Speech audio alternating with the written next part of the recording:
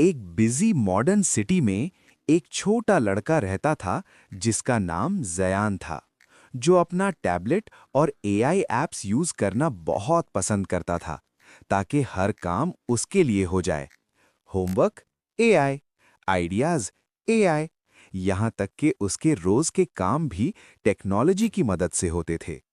लेकिन इतनी सारी चीजों के बावजूद जयान हमेशा बदकिस्मत महसूस करता था।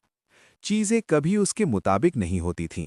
उसके ग्रेड्स गिर गए, उसके दोस्त उसे इग्नोर करने लगे और वो अक्सर उदास रहता था। एक दिन उसकी दादी ने उसकी उदासी महसूस की और उसे एक सीधा सा मशवरा दिया। बेटा, हर चीज के लिए एआई से पूछने के बजाय जो तुम्हारे पास है उस पर शुक्र अदा करना शुरू करो। जयान को पहले समझ नहीं आई, लेकिन उसने कोशिश करने का फैसला किया। अगली सुबह वो उठा और बोला, इस नए दिन का शुक्रिया।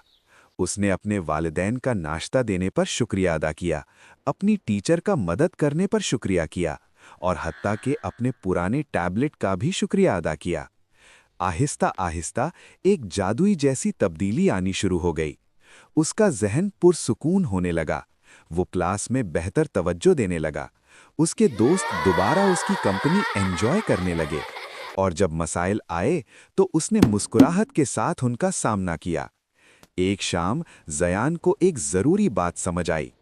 उसकी जिंदगी एआई ने नहीं, बल्कि शुक्रगुजारी ने बदली थी। एआई जवाब दे सकती है, लेकिन खुशी शुक्र में होती है।